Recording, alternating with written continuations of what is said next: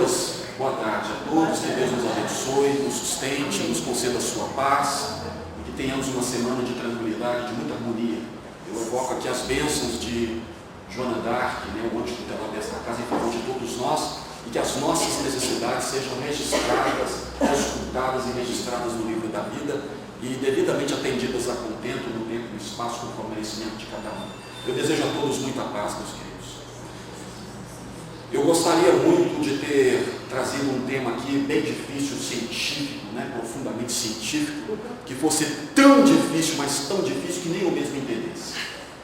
Mas eu vou ficar com Jesus, falando de evangelho mesmo, tentando extrair algumas coisas, algumas conclusões a respeito do pensamento do Mestre. No capítulo 13 do Evangelho de Mateus, lá no versículo 24 e seguintes. Presta atenção. Propôs-lhes outra parábola, dizendo: o reino dos céus é semelhante ao homem que semeia a boa semente no seu campo. Mas dormindo os homens, veio o seu inimigo e semeou o joio no meio do trigo e retirou-se. E quando a erva cresceu e frutificou, apareceu também o joio. E os servos do pai de família, indo ter com ele, disseram-lhe: Senhor, não semeaste tu no teu campo boa semente? Porque tem então joio. E ele lhes disse: o inimigo é quem fez isso. E os servos lhe disseram: queres, pois, que vamos arrancá-lo? Ele, porém, lhes disse: não, porque ao colher o joio, não arranqueis também o trigo com ele. Deixai crescer ambos juntos até a ceifa, e por ocasião da ceifa direi aos ceifeiros: colhei primeiro o joio, e atalho em molhos para o queimar, mas o trigo ajuntai-o no meu celeiro. Essa é a parábola. Os senhores devem se lembrar, devem conhecer a parábola do joio e do trigo, ou do trigo e do joio, ou a parábola do trigo, ou a parábola do joio, depende da nomenclatura do que se dá por aí. Mas estamos falando de uma parábola extremamente conhecida de todos nós. E essa é uma daquelas parábolas de Jesus, uma das duas parábolas em que Jesus a interpreta. Porque na parábola do semeador ele conta e depois diz o que significa. E o mesmo acontece com a parábola do joio e do trigo. E a proposta que eu tenho aqui é para que tentemos entender, fugindo um pouco da obviedade, porque a doutrina ela é simples, mas não é óbvia, usando aqui os recursos que a doutrina tem para interpretarmos esta ideia e tentarmos buscar entender aquilo que Jesus talvez tenha querido dizer, que é muita pretensão nossa como espíritas, dizermos assim: Jesus quis dizer isso, quis dizer aquilo. Mas com a doutrina espírita podemos extrair pelo menos a essência. E essa é a proposta que eu tenho para os senhores na tarde de hoje. Olha só, nesse mesmo capítulo 13 do Evangelho de Mateus, o Senhor Jesus irá interpretar dizendo o seguinte: que o semeador, o dono da vinha, é o Senhor da vida, é o Pai, é o administrador, é o Senhor da vida, é o nosso Deus. Ele vai dizer mais que o mundo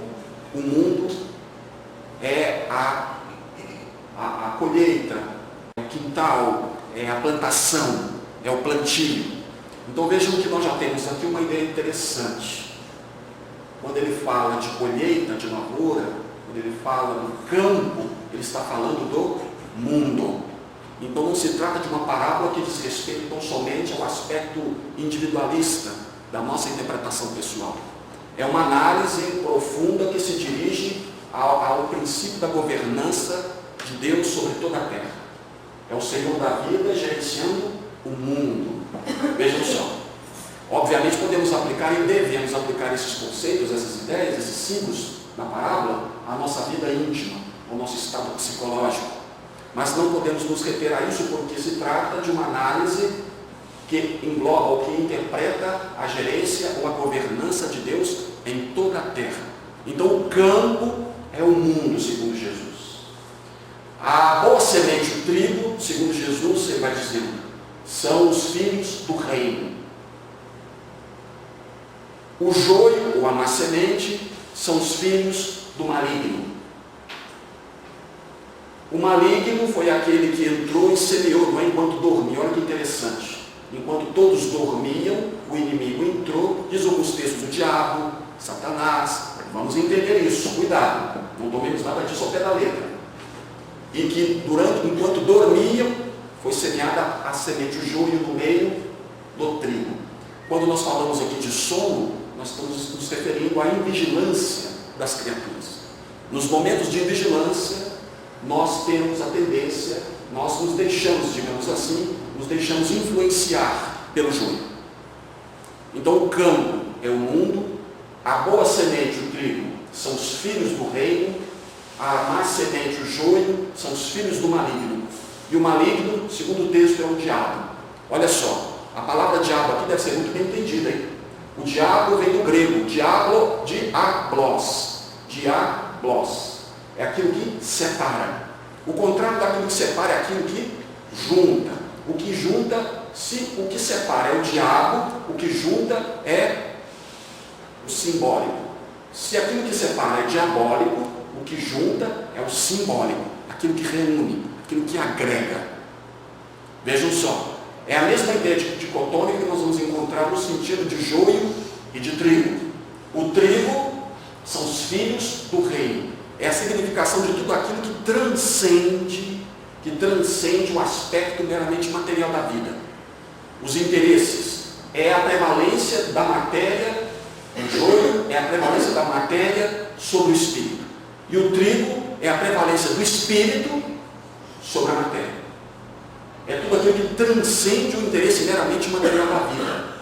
É tudo aquilo que tem valor e que deve ser trabalhado. Mas o joio também tem a sua importância, porque o curioso disso, minha gente, é que a outra palavra, o joio, eu não vou cair aqui na mesmice de dizer que o joio ele é muito parecido com o trigo, e é mesmo, não é? Ele é muito parecido e tudo mais. Mas olha só o sentido simbólico das ideias. A palavra, vocês sabiam que o joio também tem um nome científico. Aliás, ele tem uma toxina, se você comer o joio, ele traz consigo uma toxina que se você tiver, você vai ter problema, vai ter tontura, mal-estar, diarreia, vômito, faz mal comer aquilo. Não por causa do joio, mas por causa da toxina, das bactérias que estão ali vinculadas. É perigoso. Olha que coisa curiosa. E o joio também tem um nome científico. Sabe qual é? O nome certinho, outro nome mais complicado, cisânia. Cisânia, o que é a cisânia para vocês? Lá na casa de vocês não tem isso. Eu tenho certeza, na sua empresa, na sua vida, não existe isso. Cisânia, separação, diabólico, desavença, discórdia, desinteligência. Olha só coisa gostosa. Cisânia, não é bacana? O nome do joio científico é cisânia. Eu não estou inventando não, isso não é poesia não. Podem buscar. Então, o joio é tudo aquilo que representa a prevalência da matéria sobre o espírito. E o trigo é esse elemento, esse princípio ativo que uma vez trabalhado, não é? Vai se converter em pão, tem uma função nutritiva, não é? De valor nutritivo muito importante. Claro que você não pode ver só de pão, porque ele não tem todos os elementos necessários, mas ele é importante. Mas o joio também não tem isso, ele não foi criado, aliás, a própria parábola, né? Nos apresenta perguntas dos discípulos, dos empregados ao Senhor da vinha, dizendo o seguinte, ao Senhor da lavoura, né? Do campo, ele vai perguntar assim, mas de onde saíram? Se o Senhor só plantou boas sementes, de onde vieram então as más? Essa é a grande pergunta filosófica de todos os tempos. De onde vem o mal? Quem criou esse negócio? Será que existe? Será que não existe? Tem corpo próprio ou não tem? Então não podemos personificar o mal aqui. Trata-se desse exacerbamento das paixões, não é? Dessa perturbação do espírito que nos desvirtua e que destaca em nós os princípios do joio, que devem ser transformados, trabalhados. Porque a proposta é a seguinte: vem os ceifeiros, e eles ainda perguntaram, por que nós tiremos o joio de dentro, no meio do trigo? Não façam isso. Por quê?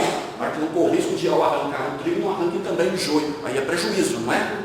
Então, para tudo tem um tempo, uma maturação, um ciclo importante. E essa é a segunda ideia que Jesus vai apresentar na interpretação dessa parábola. Ele vai dizer o seguinte, que a ceifa, ou seja, a colheita, representa o fim dos tempos. Olha que coisa esquisita. o fim dos tempos, ou o fim, segundo algumas traduções, o fim do mundo. É claro que o mundo um dia vai acabar, porque pela lei de destruição, a terra tem um ciclo, não tem? Tudo se transforma na terra, o corpo perece, tudo se modifica, é natural que aconteça. Mas esse fim não é fim de final, porque é um fim de transformação, fechamento de ciclo. Encerra-se um ciclo, abre-se outro. Então a ceifa é o momento em que o trigo e o joio cresceram, e agora você já consegue distinguir uma coisa da outra, separar, e aí sim você pode fazer a ceifa, fazer a colheita. Na vida de todos nós, na nossa vida, esse fenômeno é muito comum. Nós temos fechamento de ciclos, que são momentos de ceifa na nossa vida, de aferição de valores, como se diz comumente por aí.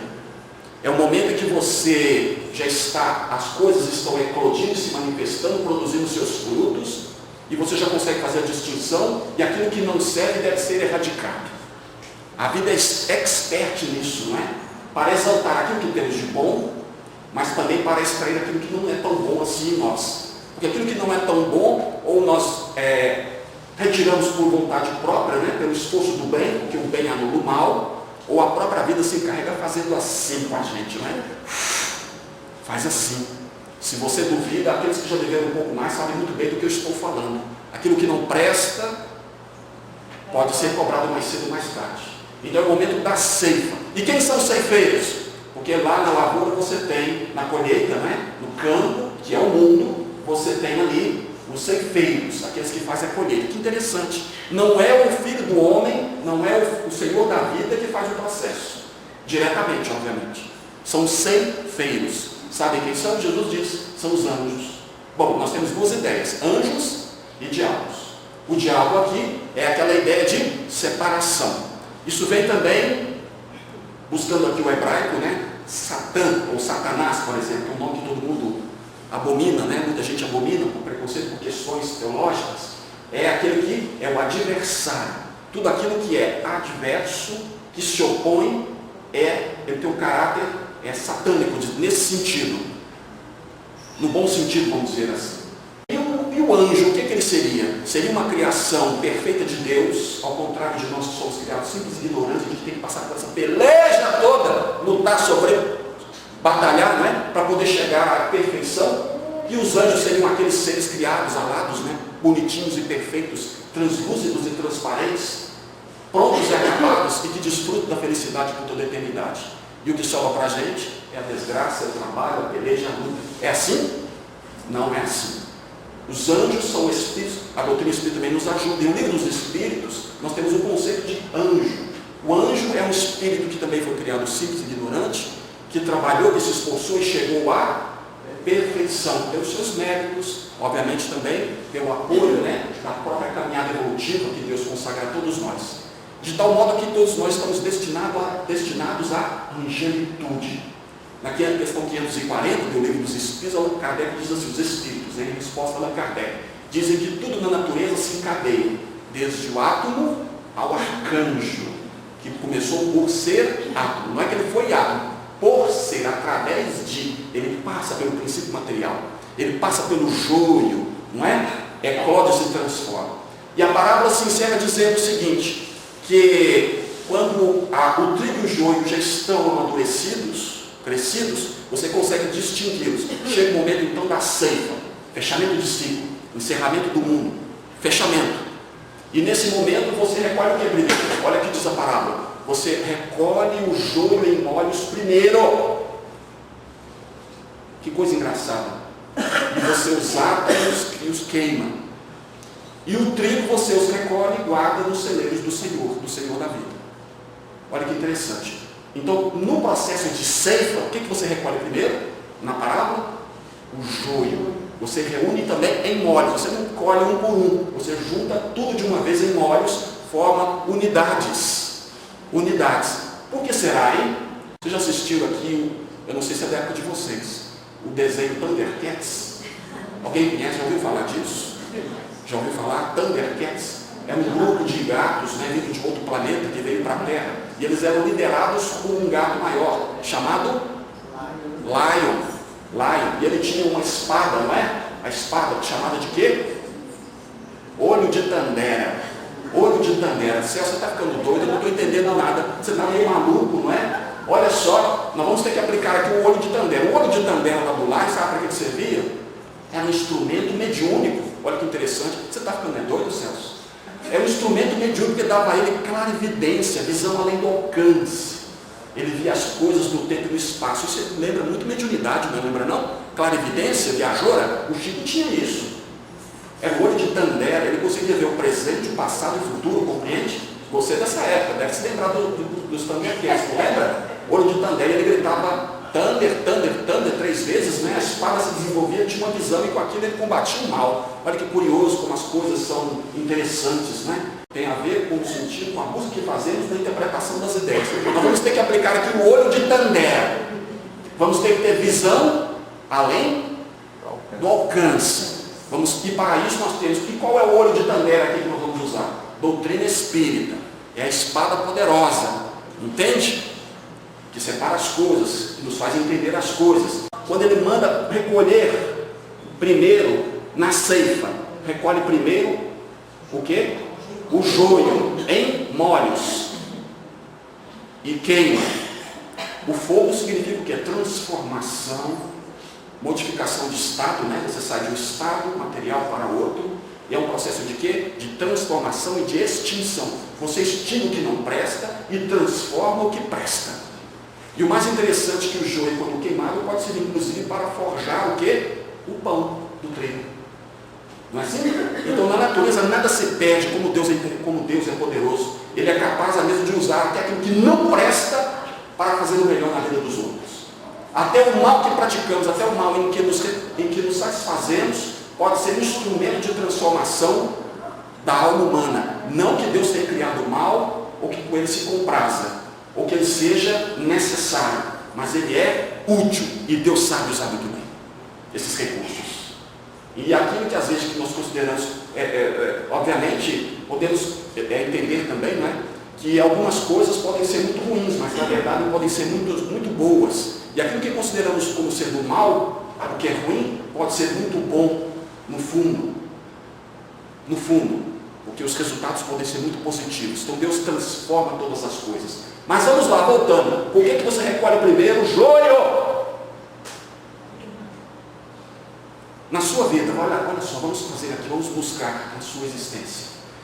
Na nossa vida nós temos dentro de nós joio e trigo, não tem? Você tem qualidades positivas que prevalecem, em que fazem predominar os princípios do Espírito, mas também tem princípios arraigados que fazem predominar dentro de nós os princípios materiais, da matéria mesmo. Orgulho, egoísmo, não é? Essas tragédias, essas gostosuras da vida, não é?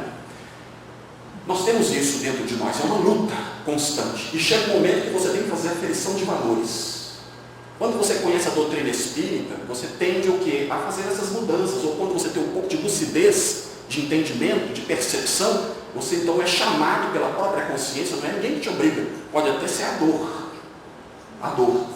Mas a sua própria consciência te chama, ou nos chama ao entendimento das coisas, às mudanças necessárias, aos reajustes imprescindíveis. E quando esse chamado vem, a gente é preciso atender. Compreende? É preciso atender.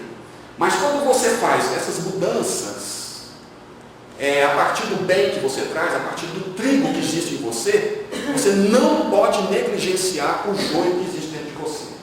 Olha só, o Evangelho que diz, não sou eu, é Allan Kardec. Reconhece o verdadeiro espírita por sua transformação moral. O que quer dizer isso? Trigo. E também pelos esforços que emprega para domar. Olha que palavra forte. Domar as más inclinações. Isso é o quê? Joio. Joio. Porque o joio não pode ser escamoteado, jogado debaixo do tapete. Você precisa enfrentar os seus conflitos.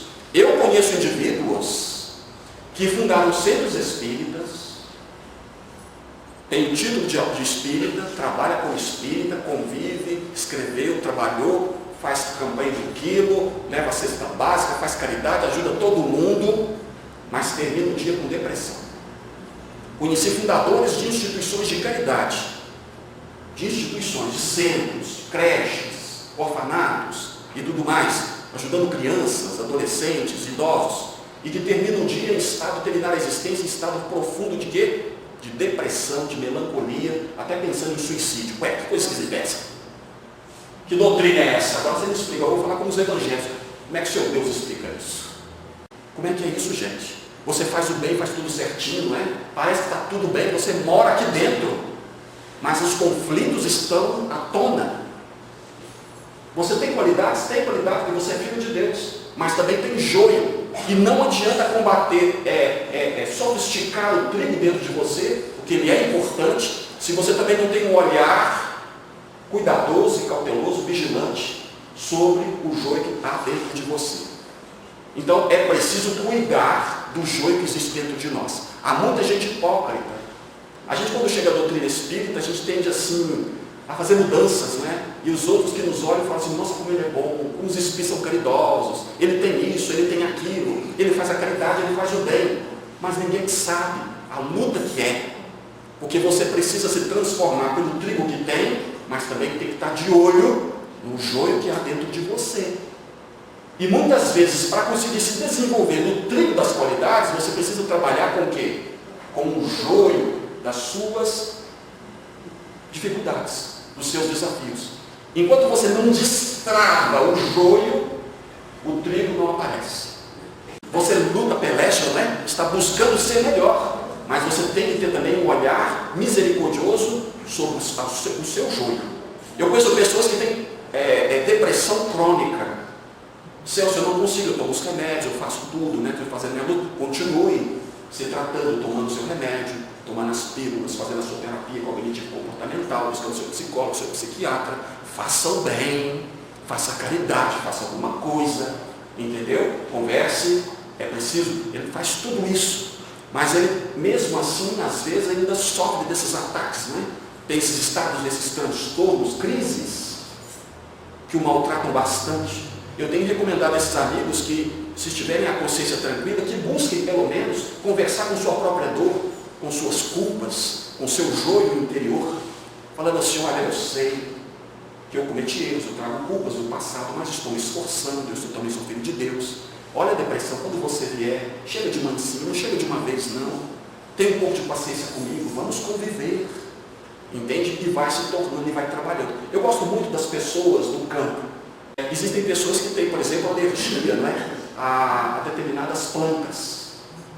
Eu já ouvi dizer, por exemplo, tem uma planta interessante, e o pessoal da roça diz que, eu acho bonitinho isso, porque é a sabedoria do povo, dizendo o seguinte: olha, quando você vira aquela planta que lhe causa, que lhe desencadeia, né, esse estado alterado, esse estado de alergia, converse com ela, peça licença, bom dia, boa tarde. Olha para a planta e fala bom dia, boa tarde. Parece coisa de doido, não é? Mas o que isso quer dizer? Reconciliação.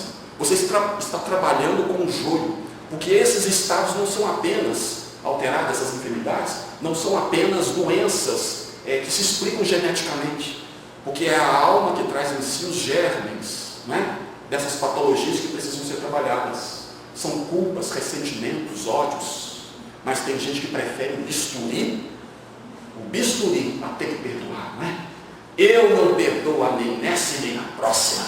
Então, quando você agrupa o joio, você nunca o faz sozinho, porque quando você puxa um probleminha, esse probleminha está associado politicamente a outros probleminhas, e esse outro probleminha associado a outro probleminha, esse outro problema está associado a outro problema ainda maior, até chegar na raiz.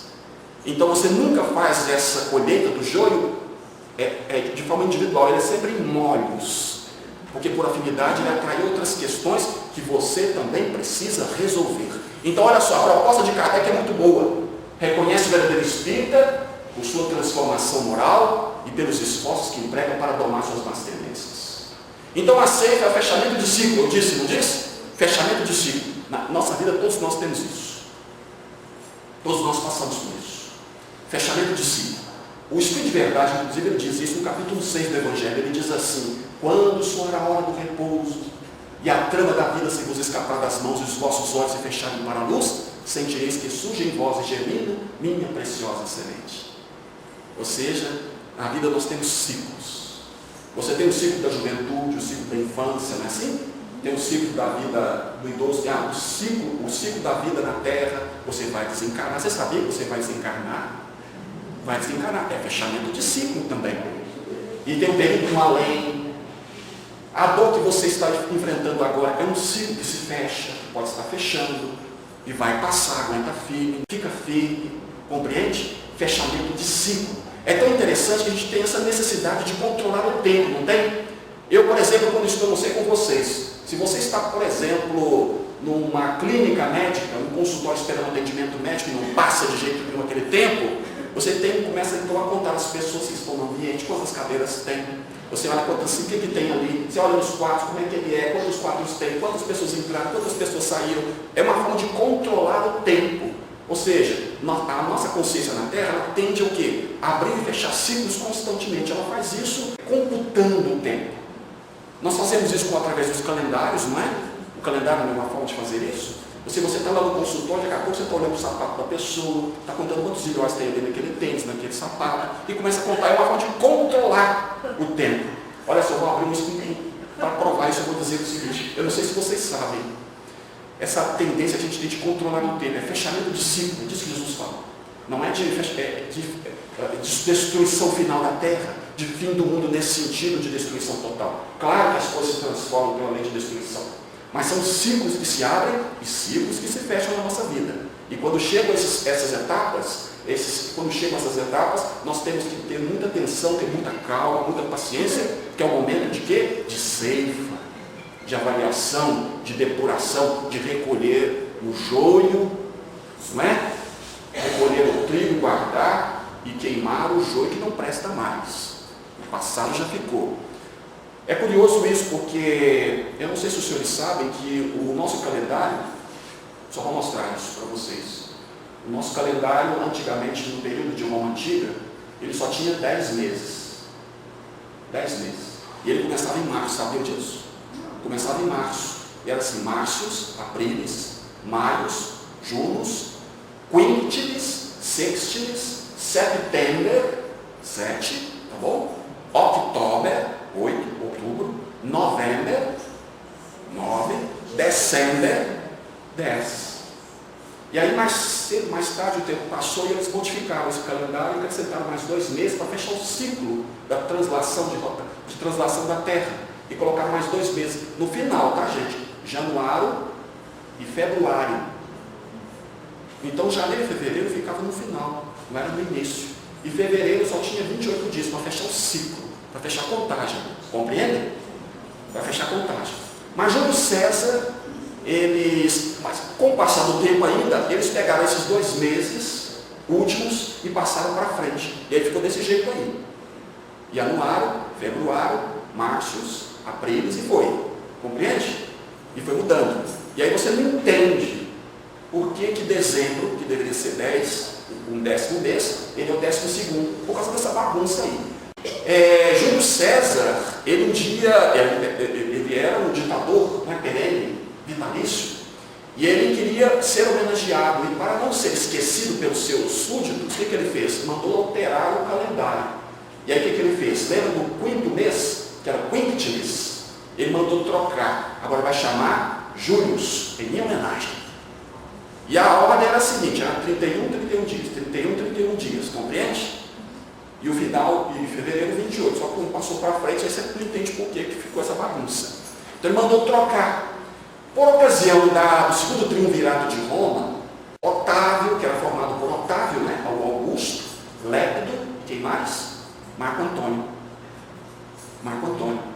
Lépido foi desterrado, Marco Antônio se apaixonou por Cleópatra lá no Egito e se matou por lá mesmo, e sobrou quem?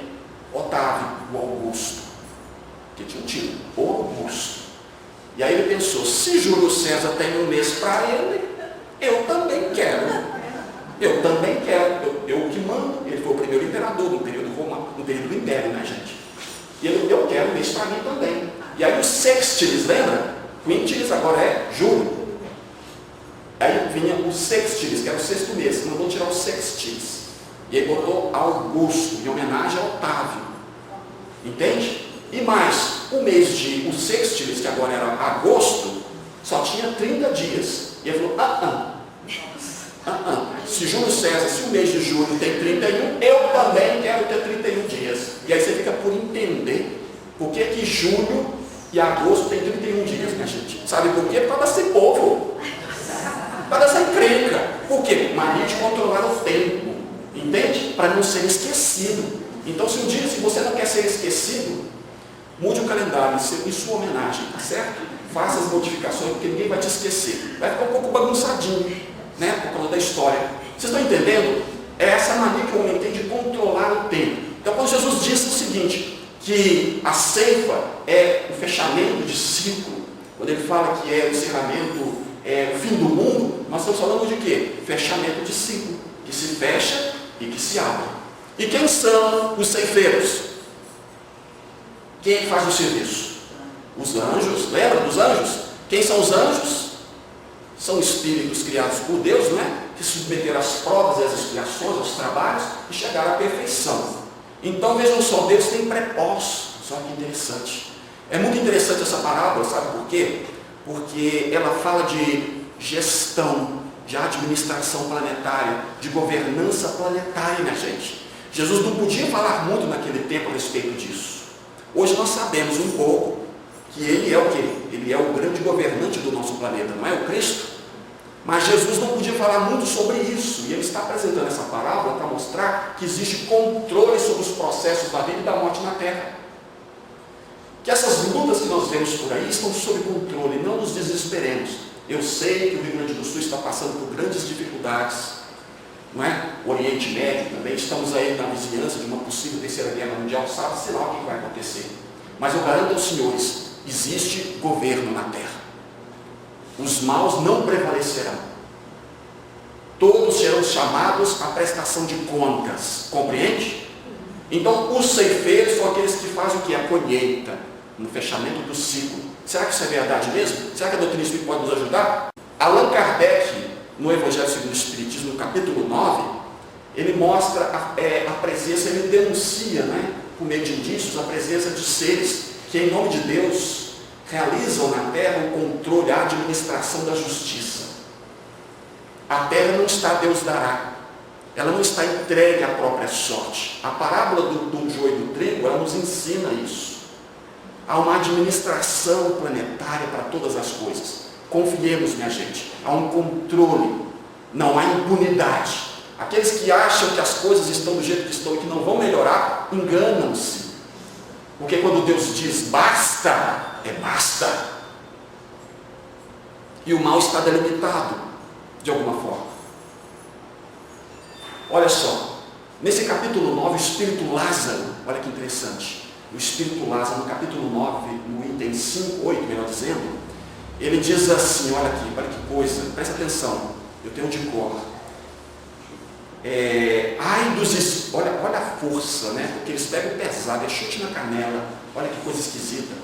Ai dos espíritos preguiçosos, ai deles, porque nós, olha que interessante, olha o Lázaro falando, nós que somos os guias da humanidade em marcha, lhe aplicaremos o látego. O que é látego? Aula de português. Não sai daqui, não pode me responder. O que é látego? Chicote, gente, olha que interessante. Tá bom? Olha quanta coisa inútil que eu sei que vocês não sabem, hein? Olha que coisa. Látego, chicote, gente, chicote. Mas será que é chicote mesmo? Você já viu, por exemplo, Jesus com chicote na mão, assim, batendo nos outros? Isso mostra o quê? Que há administração, que há aplicação de justiça, que há os guias que controlam o progresso da humanidade em marcha. Ele continua dizendo, nós que somos os guias da humanidade em marcha, lhe aplicaremos o látego. E submeteremos sua vontade rebelde, através da duplação do freio e da espora. Eu fico todo arrepiado. Isso aqui é chute na canela, não é, gente? Que coisa esquisita, não é não? Tá, eu devo estar exagerando, isso é poesia, Celso, você está exagerando. O mundo não é tão governado assim, não. Deus não está nem com isso aqui, não. Jesus já pediu carta de demissão, já entregou a terra, está Deus dará. Isso aqui não vai ter jeito, não, Celso. Vamos lá, capítulo 20 do Evangelho segundo o Espiritismo. Espírito de verdade, que sabe das coisas, meu gente. Ele sabe das coisas, é um dos guias da humanidade, é um administrador e aplicador da justiça na terra. Olha só o que ele diz. Deus procede neste instante, isso naquela época, tá? Mas o processo continua, porque ele não fala de tempo cronológico. Ele fala de um momento, de um tempo psicológico. Deus procede neste instante ao censo. O que é censo? Aula de português. Censo com C. Contagem. Cômputo, tá certo? Então Deus procede nesse instante o censo de seus servidores fiéis. E marca com seu dedo, que coisa esquisita, Deus tem dedo? E Deus marca com seu dedo aqueles que do devotamento só possuem aparência, para que não usurpem o salário dos servidores animosos. Tem bagunça, gente? Eu pergunto para vocês, tem bagunça? O mundo está do jeito que está e vai ficar assim mesmo, e está tudo certo, e está tudo lindo e maravilhoso, e Jesus já não aguenta mais, já nos entregou a própria sorte, e nós estamos fadados à desgraça e ao sofrimento eterno. O injusto, o criminoso vai ser sempre assim, seremos sempre assim, como diz a questão, não é? Será que vai ser assim mesmo? Bom, talvez seja tudo poesia, talvez estejamos enganados, porque não é preciso que Deus tenha dedo, Jesus com chicote, não é?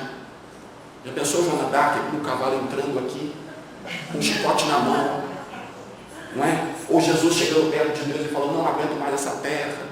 E se eu tivesse no lugar dele, eu já teria desistido há muito tempo, não é? Não aguento mais, está aqui minha carta de demissão, estou indo embora, só cuide disso sozinho, porque não tem jeito. Não dá, não é assim, viu gente? Não é assim. Existe administração. Presta atenção, se você não entendeu nada que eu disse até agora, presta atenção. A parábola do joio e do trigo, ela ensina isso.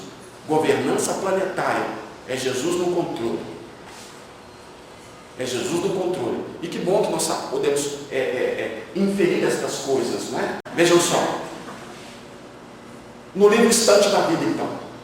No livro Estante da Vida, Humberto de Campos narra que no dia da desencarnação de Jesus, ele estava na cruz, em estado de profundo sofrimento.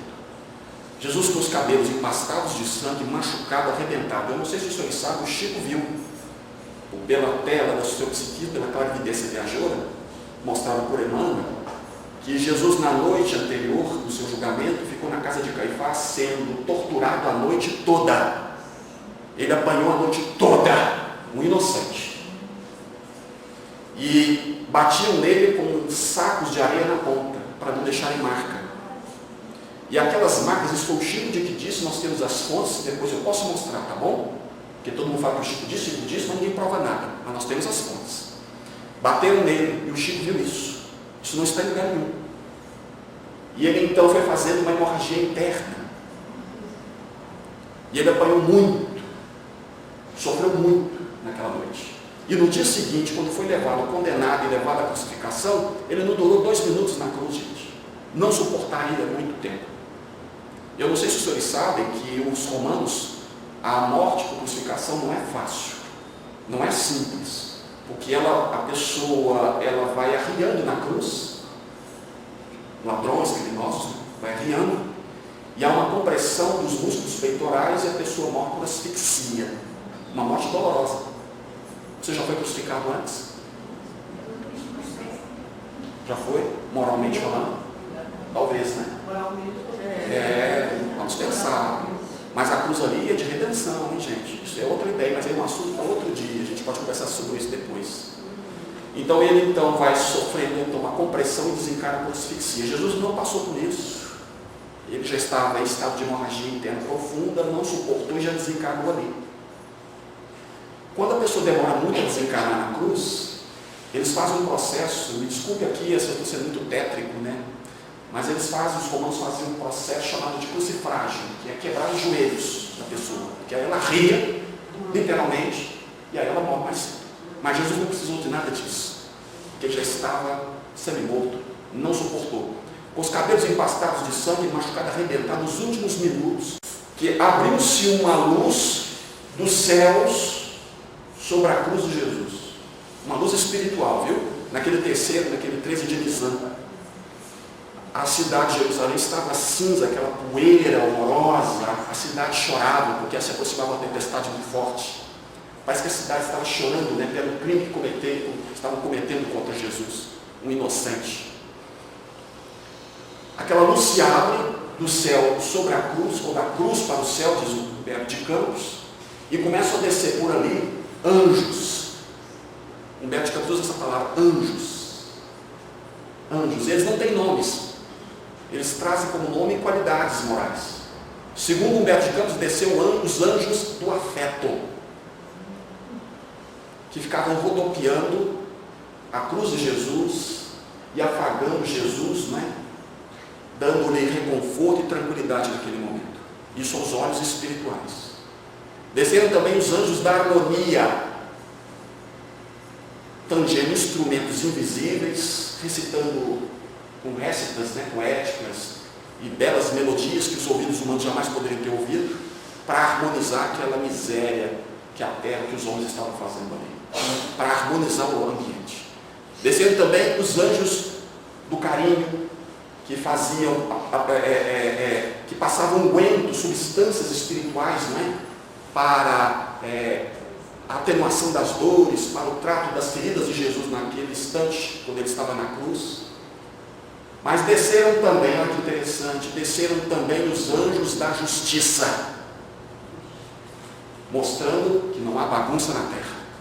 Os anjos da justiça desceram, e eles percorriam a multidão, anotando em livros espirituais o nome de todos aqueles criminosos, para que no tempo certo fossem chamados à responsabilidade. Porque Deus não castiga, Ele aguarda o momento certo para corrigir com afeto. Por fim desceu o anjo solitário, um anjo, um espírito, desceu, chamado de anjo solitário da caridade. Desceu até o alto da cruz, foi até o pé de Jesus, ele beijou os pés do mestre. Quando ele olhou para cima, ele teve um êxtase de dor, não suporta, e começa a levitar até a altura de Jesus na cruz. Coloca a sua cabeça no peito do mestre, acaricia os cabelos empastados de sangue de Jesus, e Jesus começa a balbuciar alguma coisa que a terra não pôde ouvir. Ele imediatamente colocou os ouvidos nos lábios de Jesus. Jesus disse alguma coisa, ele desceu em carreira, e desabalado da carreira, embrenhou-se no meio da multidão e desapareceu. Diz Humberto de Campos, pela mediunidade do Chico, a sacrossanta mediunidade de Chico, que naquele instante, Jesus, nos seus últimos suspiros, havia pedido ao anjo divino da caridade, ao anjo solitário da caridade, que fosse ao encontro de Judas Iscariotes, que havia acabado de cometer suicídio naquele momento. Esse é o nosso Cristo, minha gente. A terra não está entregue à própria sorte. A parábola do trigo e do joio nos mostra exatamente isso. É preciso que façamos a aferição dos valores, transubstanciando o joio, convertendo em trigo, recolhendo-os em nós, não é? Fazendo as devidas seleções, enquanto temos luz na terra. Os criminosos que estão aí não estão aí impunemente. Todos serão chamados à responsabilidade.